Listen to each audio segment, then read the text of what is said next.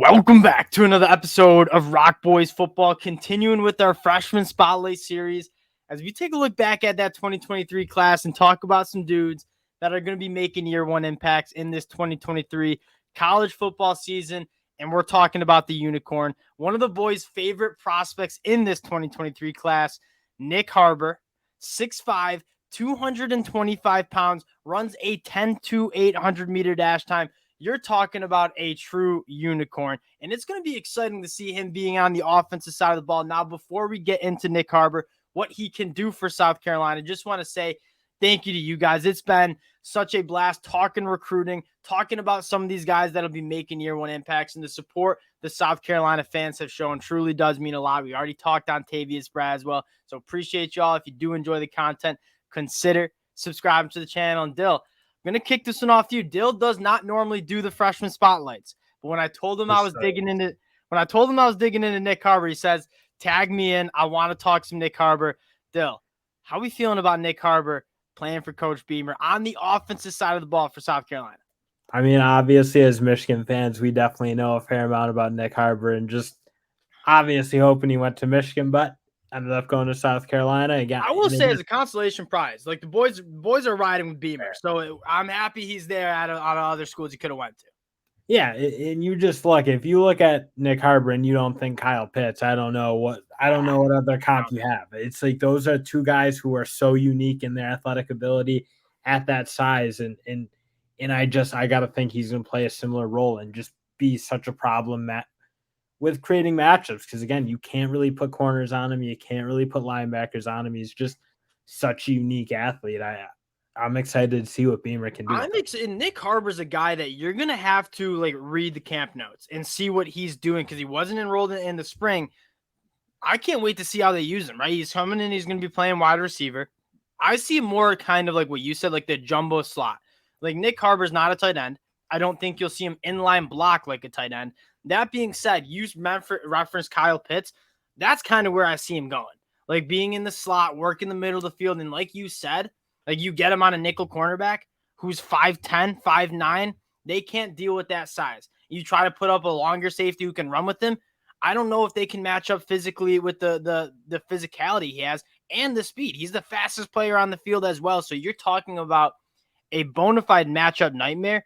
Who, I mean, Spencer Rattler, especially because he's going to be such a good physical player, just because honestly, most teams want him to come in and play defensive end. They saw that ability, that strength, that power that, again, translates into really good edge play.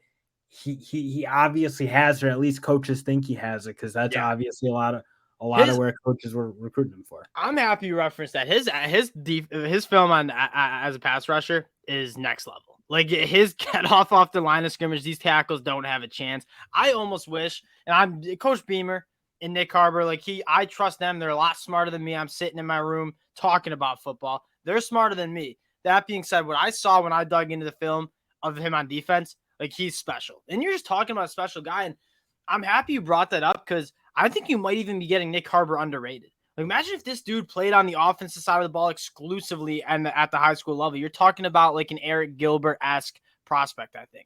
Because he didn't really have a position, played on both sides, that might have dropped him down a little bit. But if he played offense the full, during his high school career, I think you're legitimately getting those Eric Gilbert, like one of the more special big athletes, pass catchers that we've seen out of high school. Yeah, just because you've seen there's such a problem when you have wideouts that big. And again, and things have to come together. Like he needs to have that contested catch ability that Kyle Pitts had. Route running. What made him so unique. And again, the route running, you got to think is going to develop, just because when you're that good of an athlete and you're coached by guys like Beamer and that South Carolina staff, which that those are big time coaches, you got to think he's going to have it. If all that comes together, though, how valuable those players are. I mean, when you see a guy like go top 10 at tight end, and obviously Kyle Pitts wasn't a tight end, but just because he's such a unique athlete, it's indescribable value when you. You mentioned like matchup nightmare. I kind of want to talk about like where does Nyck Harbor situate in this South Carolina offense that I am hand up. Like I've been a little vocal about my concerns maybe up front on the offensive line. In terms of the talent around Spencer Rattler, if they can protect Spencer Rattler, Like this offense is, I think, has a massive, massive ceiling, right? You talk about Juice Wells, who I said this, I'm not normally right about a lot, right? I was up here saying Nyck Harbor probably should play defense. He's probably going to go top 10 as a pass catcher in the NFL draft. I did say Juice Wells. I was really excited about him coming over from James Madison last year. I think he's arguably one of the best wide receivers in the SEC. You have Eddie Lewis coming in from Memphis, who's kind of a smaller, shiftier guy. Xavier Legette can really work downfield. The Carrion Joyner out of the backfield. And now you add Nyck Harbor, and I didn't even mention Trey Knox, who I think is one of the best tight ends in the SEC right now. And now you add Nyck Harbor. Dill, I guess I'll ask you, how do you see South Carolina using a guy like Nyck Harbor year one? I mean, I think I gotta think he's gonna play wide out just because, again, what you said, like, why put him in line and be the blocker? It's not really gonna be his game. I don't think that'd be a use of his talents. You got Trey Knox. Yeah. He's a traditional great tight end. I mean, he does play that true tight end role. I gotta think Nyck Harbor is gonna be out there. And I just think within South Carolina's offense, when they're really humming, it's putting guys in unique positions and getting their matchups and using end arounds and fake handoffs and in like just playing with a creative style, and a guy like Nyck Harbor, who just, I think you can line him up across the board. Nyck Harbor gives you the ultimate creativity, like the ultimate utility, the ultimate creativity. Like Dow Loggins, Shane Beamer, they're going to have a blast looking at Nyck Harbor in fall camp and saying, this dude is absolutely massive. He's the fastest player that we have on our team. How are we going to use a guy like that? I know they're going to use him and get him the ball in creative ways. And Dill, you mentioned one thing that I think might be underrated is I know he's not playing tight end. He's going to be listed as a wide receiver. You're probably not going to see him line up in line. He's probably going to be an elite perimeter blocker as well. You know what I mean? Like he's 6'5", 230 pounds. I saw him play defense. This physicality is unmatched in terms of how well he can handle it.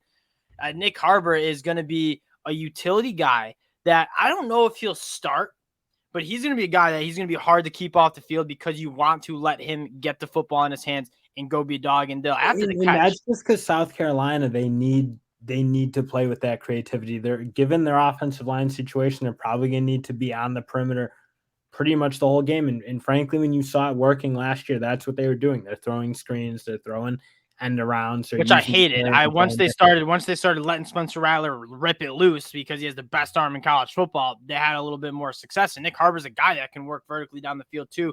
I'm not gonna lie, my head is like spinning with all the ways you can use Nyck Harbor. I'm like, get him on an end around, get him on some screens, because I see him being a dude. Like, how are you gonna tackle someone that fast, that big? Like, I don't even put him in the backfield like Jaheim Bell last year and give him some handoffs. Let him work a vertical down the field because nobody can run with him. It's a laundry list of ways that Nyck Harbor can impact this offense, and you get him into fall camp. And this is what I'm saying. You got to be reading. I'm talking so fast because I'm so excited about this kid. You got to read fall camp notes. See what they're doing with him, because he is going to be a guy that's going to be making a year one impact in whatever way Shane Beamer, Dow Loggins decide to do it. Again, appreciate you guys rocking with the boys again. Do enjoy the content. Want to support us? Consider subscribing to the channel. Appreciate y'all. And we'll talk to you guys later. Peace.